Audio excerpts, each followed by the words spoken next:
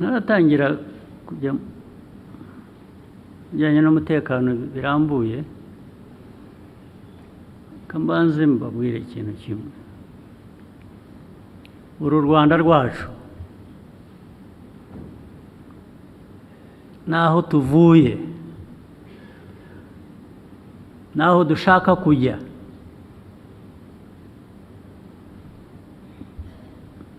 mbere na mbere kwiye kuba bishingiye mu Banyarwanda, mu Rwanda, mu mitima yacu.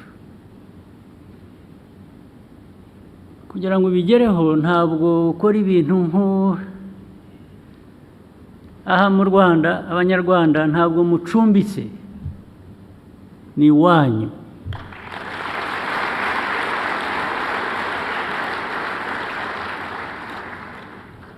Gukora ibintu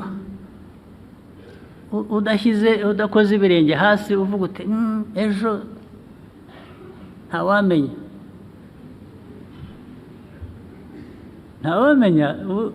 nuko erega ndababwira nuko mutumva.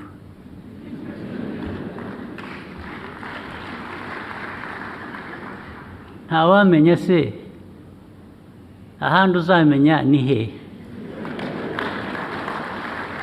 Ahandi uzajya ntuvuge ngo ntawamenya ni he? Ko nabonye basigaye babahambiriza bakabatugarurira hano. Basigaye bahambiriza abantu bakabasubiza aho bavuye. Namwe rero mwirwe mugera mutya, narabibabwira ngo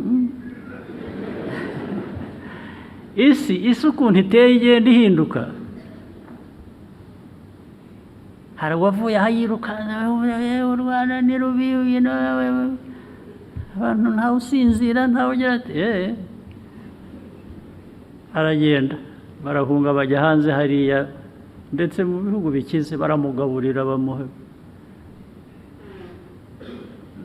kuko nta n'akazi yakoraga. Ubu ngubu aho nabibabwiye muri 17, 2017, nabibabwiye muzakurikirana ibintu nababwiye muri uwo mwaka. Ndababwira bose birirwa bazabahambiriza babagarure. Hari abo twebwe tunagarura, ariko ibyo ntabwo ndi bubitindeho. Ariko barabarambiwe, bafite ibibazo byabo nabo bimaze kubarenga. Usibye ko n'ubundi iyo uriye baguha ubusa, ugasakuza ukirirwa uvuga aho wavuye. Ibyo ukwezi kwashira ukajya gufata iposha, ukajya gufata ibyo bakugaburira, kubera ko wavuze u Rwanda nabi gusa. Naranababajije, mumbwire uwavuye aha avuga ibyo yavugaga ibyo byose, kandi kenshi binagaragara ko atari ukuri, ko byose bigaragara. Ariko wabigiriyemo amahirwe ni mumbwire umwe gusa, ninde? Ntebe sindi bubitindemo, ngenda babwira ibyo nsanze mbabwira bya rusange, ntacyo ndi bubasigireyo. Ndababwira uko muri, uko mbyumva, uko muteye, hanyuma mwe muba uko mushatse kuba.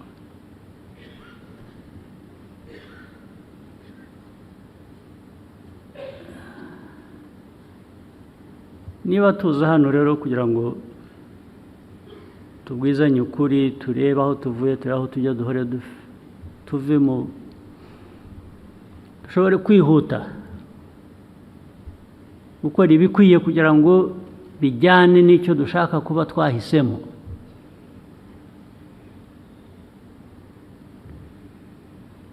Umuntu ahora yisuzuma akavuga ati ariko icyo ntuzuza ni iki, ngo ejo nzacyuzuze, icyo ntakora neza cyaba iki, ngo niba uko nagitunganya, uko bikwiye kuba bimeze. tuze rero gusuzuma tureke kuvuga gusa ingamba n'imigambi dufite aho tujya tuze kubwizanya ukuri bimwe bitubuza kwihuta kuba babandi dukwiriye kuba turi mu bikorwa no kubaka igihugu tubisuzume bihoraho bitari ngombwa kandi bishobora kuvanwa mu nzira ibintu abakozi bakorera abanyarwanda ku nzego zose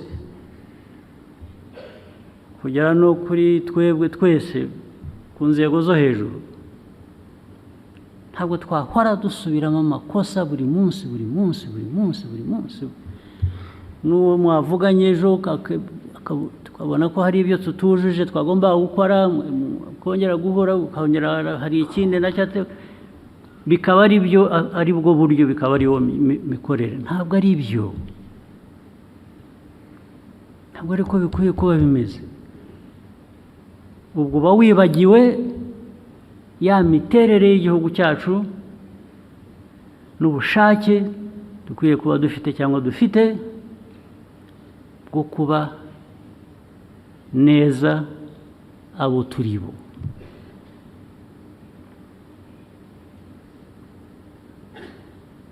inzego zose urabazi icyo bakakubwira ariko se ibyangombwa bihari ko twavuganye ko ibikwiriye gukorwa ari ibi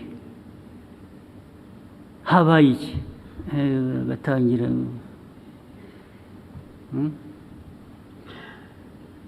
gashakisha impamvu kandi impamvu ntibewe impamvu ikaba undi gatangira kuvuga ko hari undi hariho n'uwo bahuye mu gitondo bakamutera umwaku nta uvuga ati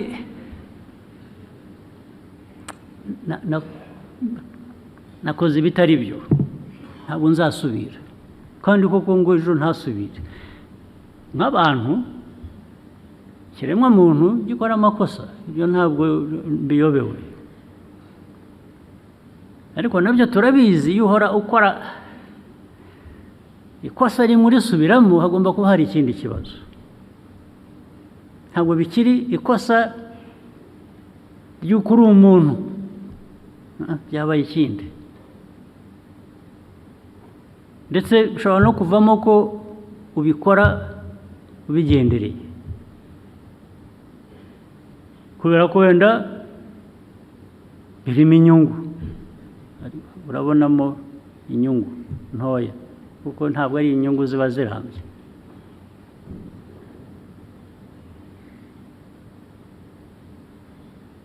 niba ari ibijyanye na corruption niba ari ibijyanye ejo bakaguhana ejo ukongera bakagufatira ahandi urongera ushakisha buriya bivuze ko mu byo bimwe utuzuza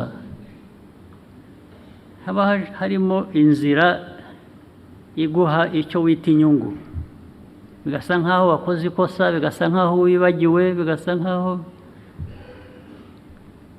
kuko byo kwibagirwa cyangwa gukora ikosa biri innocent nta cyaha umuntu gukora ikosa nk'umuntu ubundi nta cyaha kirimo birumvikana ushobora gukora ikosa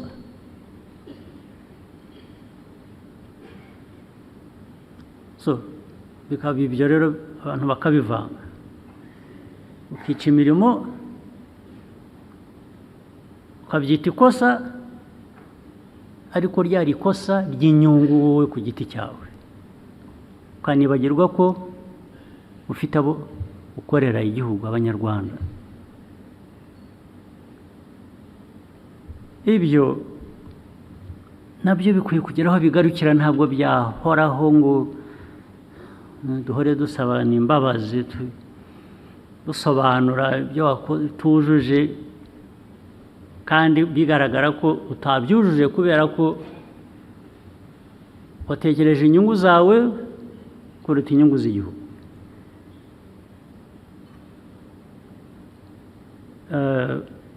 muri uyu mushyikirano rero mu byo tuganira ubwo turaza kubona umwanya tuzaba tubwizanya ukuri ku bintu bimwe even biri by'umwihariko biri specific.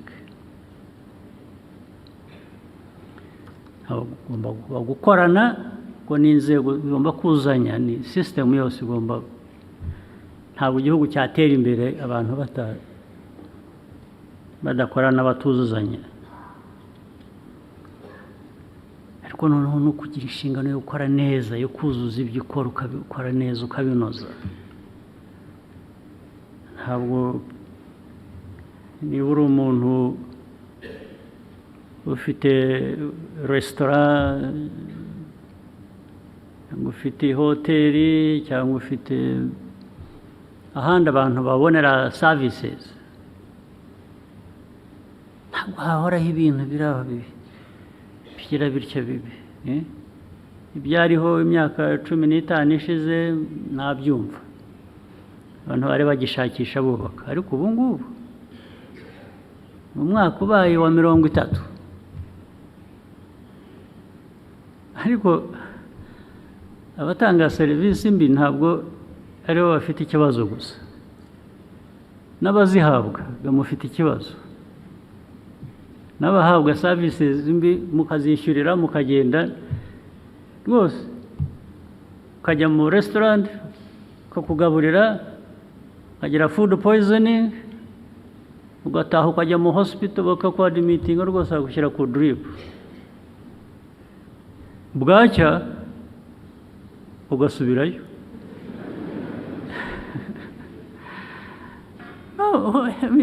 Ntabwo ari wa wundi wabiguhaye gusa ufite ikibazo, nawe uragifite.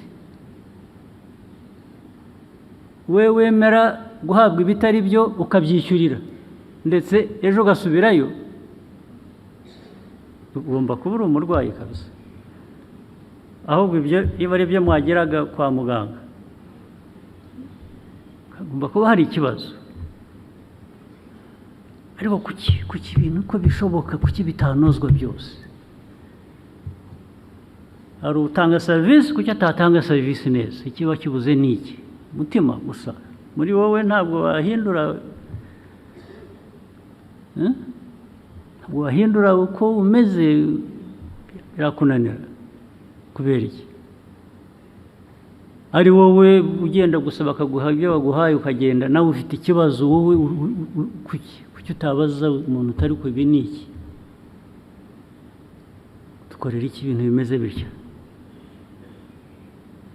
Ndetse ukabivanamo urubanza.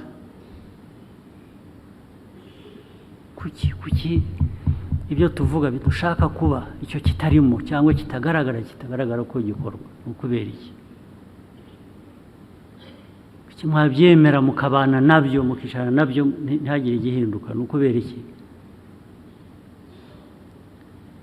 Ibyo rero ndizera ko nabyo kuko kandi nk'igihugu turakeneye byinshi, turashaka gukora byinshi, turashaka gukora ibintu bituma Abanyarwanda bishimira ibyo bahabwa, ibyo bakorera, ibyo bishyurira, ndetse kandi binahenze rimwe na rimwe. Ariko turanashaka ko tuba igihugu kizana amahanga kaza hano, kuko niho hava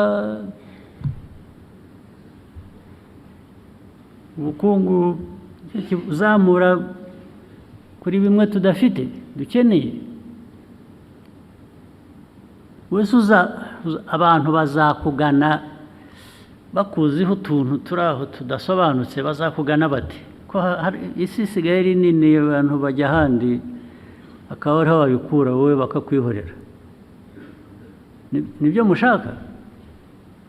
Izo ntego ntabwo ari zimwe rero. Ntabwo waba ushaka bakugana kugira ngo bifashe ubukungu bwawe, ariko nujya mu bikorwa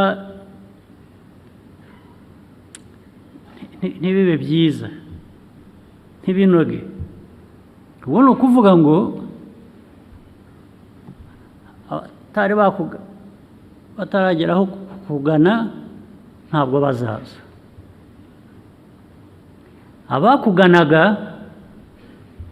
bazashakisha ahandi, bavuga batari ko hariya tujya tugafatwa dutya tukagirwa dutya, turahagira iki? Mwakora mutyo mute n'abayobozi bicaha namwe bakabikora mureba, cyangwa mureba ubwo nabibitiriye ko mureba, wenda ntimureba wenda ntimubona, ibyo nari batwerereye, nari nzi ko abantu bose bakwiriye kuba babona ubundi, ariko icyo ubona gikwiye kuba gifite icyo kikubwira, ni cyiza cyangwa si cyiza, nk'uburyo bworoshye. Ibyo rero bigomba kuba mu byo tugomba guhindura rwose, kandi dushoboye kubikora vuba kuko nta kindi bisabaga, ntabwo bitegereza imfashanyo ziva mu bacuti bacu bimwe baduha imfashanyo, nta aid bikeneye rwose, no donation, no grant, nothing.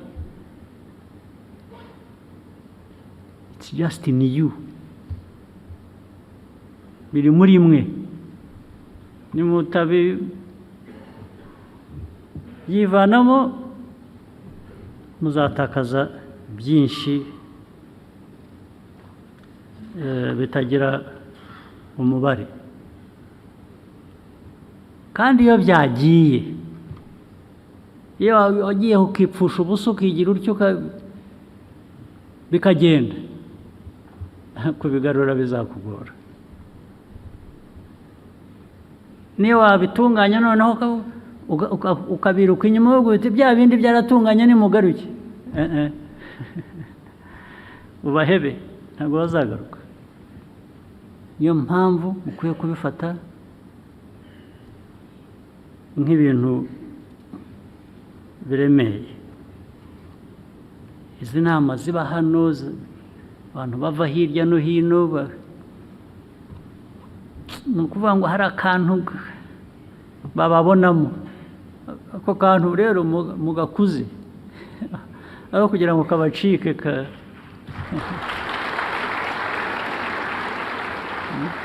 katabacika, hatangiye kugaragara akantu nimudashyiramo imbaraga ngo niba kara urumuri rutoya rugira rutya rugeraho rungana kuriya, murareba ariya atari uko ryase, kakaguma gahunyeza, bihunyeza mubiveho, mugaragaze nibe bya bindi nanavugaga bihera kuba unapologetic of being who you are, of doing what is right, and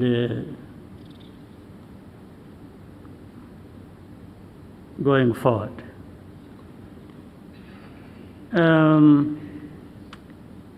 Kangerageze mpinire ku bindi bikeya nshaka kuvuga ibijyanye n'umutekano.